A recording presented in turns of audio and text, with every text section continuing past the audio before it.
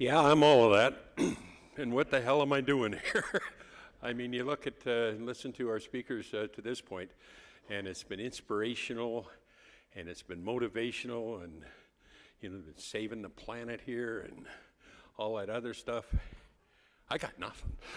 I mean, let me tell you the story of my career, and I can add some things here actually to that list. 16 Olympics.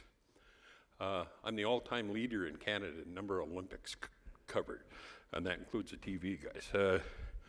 5 in a row with the Edmonton Eskimos, covered that. They've won 13 Grey Cups. I've covered 10 of them. The Oiler dynasty, all those names, Gretzky, Messier, the whole list of those people. 5 Stanley Cups in 7 years. You go back, World Series, I've covered over 100 World Series games, the Super Bowls you mentioned. The Oiler games, I've covered all 251 and a half Edmonton Oilers playoff games, the half being in Boston that night the lights went out. Wrote the first and last books of Wayne Gretzky's career. Let me see what else is there. Back to the Eskimos, their first 10 Grey Cups that they were in since I started covering them. 9 of the 10, the Eskimos were in. There's an old expression, there's 2 things in our writing fraternity. There's 2 things you don't want to take to the Grey Cup, your wife and your team. I had my team there 9 out of those 10 years. Just some of the other things, I got in the writers section inducted to the Alberta Sports Hall of Fame, into the Canadian Football Hall of Fame, and on November 14th into the writers section of the Hockey Hall of Fame. And I'm standing here before you right now saying I'm a fraud. I mean, what am I doing in a thing like this? I probably have the job that most people would give their left arm to have. And I've had the best sports writing job in the country probably for 30 out of the 40 some years that I've been doing this. And I'm here, I don't know how to be inspirational and motivational. Let me tell you how this all started. I'm from Lacombe, Alberta, and it was Lacombe Junior High School. I'm in grade 7, and there's an essay contest on the bulletin board, sponsored by the Royal Canadian Legion. How many, what Remembrance Day means to you is actually the topic. And 500 words, $10 first prize. And I'm setting, they just opened a bowling alley in town. I got a job setting pins and brand new equipment, nothing breaking down, hardly anybody bowling. And I'm in the back there with a 60-watt bulb, and you've got all these blank score sheets and little dinky pencils you use on the golf course. And so for my own amazement and amusement, I try to see if I could get to 500 words on this essay contest, and I actually got to 474. And that's pretty much all I could think of. But then I wasn't really secure with what an adjective was at that point, but I tossed in 26 of the suckers and I got up to 500 words. And anyhow, I go in after typing class breaks up and 2-finger it and ship it in, and I win. I have to, they print it on the bottom of the front page of the Lacombe Globe, and have to go in for the so-called grip and grin check presentation.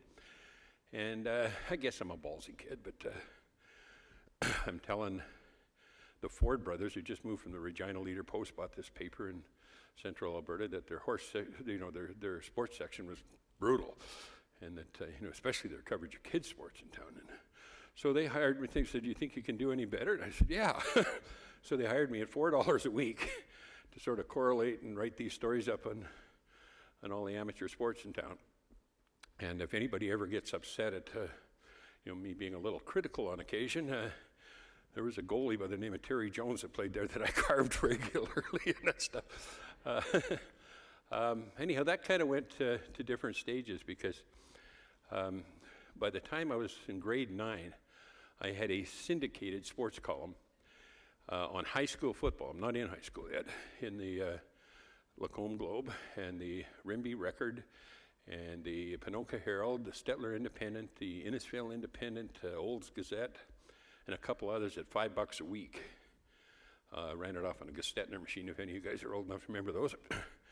And it, that kind of turned into other things. And just this week, a man by the name of Peter Cannellan was elected to the Canadian Football Hall of Fame. He was my grade 9 football coach going into grade 10. And I was his star running back and linebacker. But going into grade 10, he informed me that, take a look in the mirror, kid. You're going to be a center. That's the guy who snaps the ball between his legs. So I took the bus out to Stettler for the exhibition game, and on the way back I wrote this piece that I thought was really singing, and I have no idea to this day what possessed me to do it. But I phoned the Red Deer Advocate, and somebody answered the phone and dutifully typed this out. And they ran it in the paper, the Red Deer Daily paper, the next day by Terry Jones, Stettler Dash, and this story. And the publisher of the Red Deer Advocate phoned my house at noon hour the next day, after he phoned Stettler to ask who this kid was that foisted this piece off on him. And it ended up that he said, well, the kid's in Lacombe, and this is his phone number.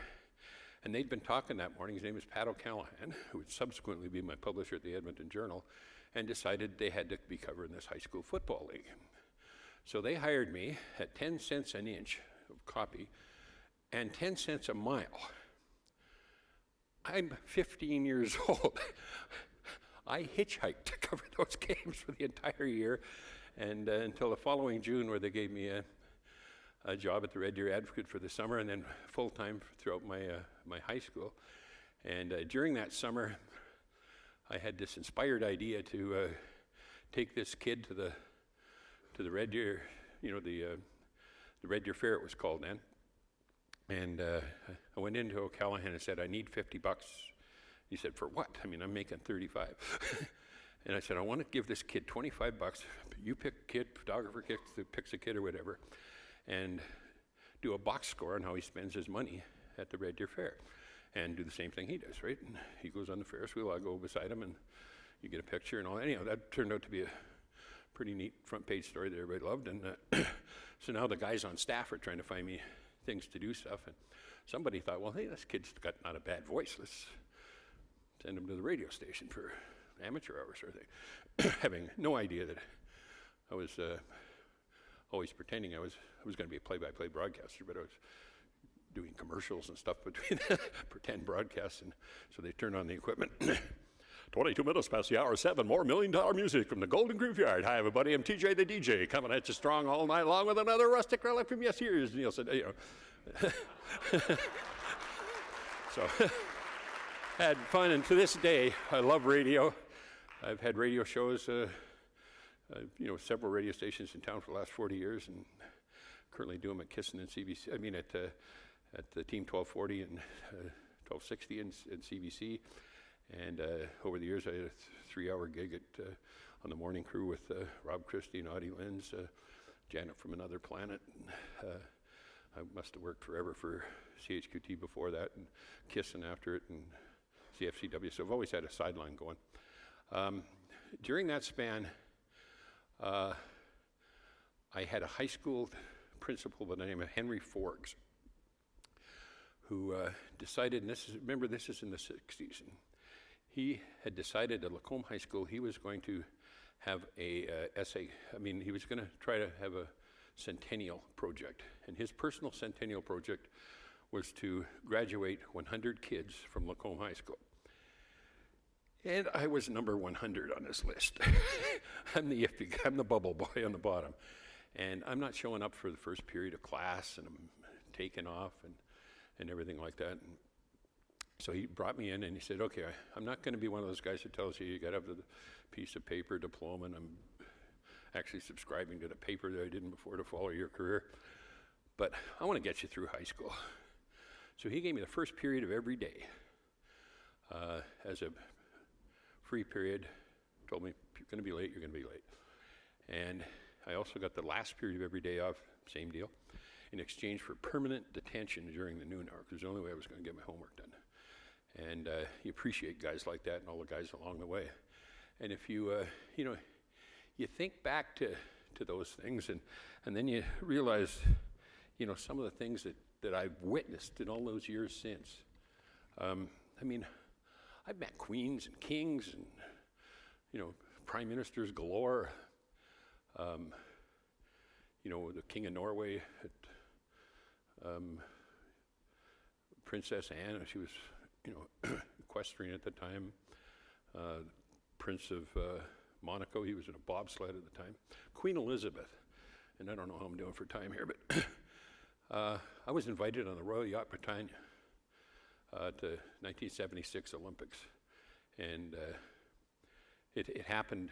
I opened a mailbox at the press center, and there's this invite here, and I was convinced somebody was playing a practical joke on me until Dave Anderson of the New York Times recognized me as a Canadian writer, said, "You know anything about this?" So now there's two of us, and it was a good deal. And a guy named Larry Tucker, who at the time was working for the Saskatoon Star Phoenix, he got one and came up to me. And so we chased it down and discovered that, yes, we'd been invited. Dave Anderson got invited because he was the New York Times. We also had one writer from every province that was invited, or one media person from every province. I was Alberta, he was Saskatchewan. So it's the day that we do it. We're driving to the Royal Yacht, and Tucker's saying, "I wonder if she'll remember me." I'm saying, "What?" He said, "Well, I played a drum for the lady once when she came through on a train in Brandon." So, yuck, laugh, forget about it, get on. And I get in the line, and Dave Anderson's behind me. And Prince Philip stops me and discusses Edmonton's coming Commonwealth Games because he's on the committee. It seemed like for 10 minutes, but I'm guessing probably 2. And Dave Anderson's looking at me like that. And then we, do the Queen thing, and then we're over having a couple of glasses of wine or whatever, and we start talking to the royal doctor, and who explains to us that he hates going to Olympics and sports stuff because he gets into the game and the Queen leaves at halftime or whatever, and he's asking us who won that, who did that, and the royal doctor's had a few. And Tucker says, and then I said to Tucker, "Well, did she remember you?" And the royal doctor says, "You've met the lady before?" So he tells him about the band and everything like that. Well, he thought that was the funniest thing in the world. Wheeled us both back up to the Queen. And I loved the lady from that moment on, because she broke up laughing. She thought that was the most hilarious thing she ever heard. King Ralph, we all know King Ralph. Got a King Ralph story. When Edmonton won the World Track and Field Championships in Monaco, I'm situated with the group after they win it, and it's like a old-fashioned British hotel where you're in a situation where if the bartender, and you live in the hotel and the bartender's there, he's got to keep serving you until you decide you're full. And started out with 26 people or something, it's down to 11, and then it's 7, and then it's 3, and then it's me and Ralph. And the guy's looking around at the two of us and saying, "These guys are going to be here." Well, he's only got like 50 words of English, right? So he wants to know what I do for a living, and I'm easy. I said, "A journalist, de sportif, de Canada," or whatever. And he says, "And what about you?" And Ralph says, you can just see he's having a terrible time. All of a sudden, light bulb goes on over his head. And he says, "La grande fromage de province d'Alberta de Canada." I'm going to take a quick look at my notes because you got the yellow card up. But I've met so many people. The last day that President Ford was in office, I got invited to be inside the ropes with 5 international writers at Pebble Beach. Jack Nicklaus, Arnold Palmer.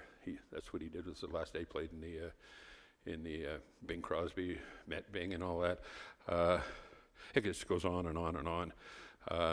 But I got to wrap it up here, and I'll just say, I remember that essay contest, and why I think I'm, tough to be, looked at as an inspiration or anything is. I go home as a columnist of the Edmonton Journal in 1976 after the Montreal Olympics. And I've never been to a bar with my dad before, but it's December 23rd and I go in there. and some of the kids I went to school with and everything. And I look around and meeting all these kids, and my dad's going this over to the table here. I said, "Do you remember this fella here?" And I'm looking at him and say, "Yeah, but face me is real familiar, but sorry, sir, I can't come up with your name." And he says, "My name is Bob Hill, and I was the president of the Lacombe Legion Club when you were, in the picture with the check presentation. And I've been talking to your dad here, and he said he never told you." I said, "Told me what?" He said, "You were the only entry." My whole career is based on being the only entry. So I'm giving Rob Lawlessure rough time at noon here after all these fabulously inspirational and motivational speeches, saying, "What did you do sticking me on this show?" And he said, "Follow your dream with passion. That's who you are." I hope he's right. Thank you.